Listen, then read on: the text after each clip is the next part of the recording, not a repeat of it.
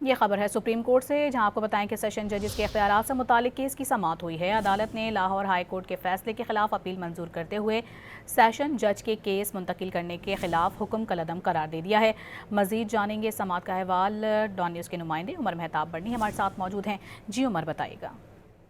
جی بالکل، supreme court میں session ججز کے اختیارات سے متعلق کیس کی سماعت جسٹس جمال خان مندوخیل کی سربراہی میں 3 رکنی بینچ نے کی۔ عدالت نے لاہور ہائی کورٹ کے فیصلے کے خلاف اپیل منظور کرتے ہوئے ہائی کورٹ کا سیشن جج کے مقدمہ منتقل کرنے کے خلاف حکم کالعدم قرار دے دیا اور سیشن جج قصور کا مقدمہ منتقلی کا فیصلہ بحال کر دیا۔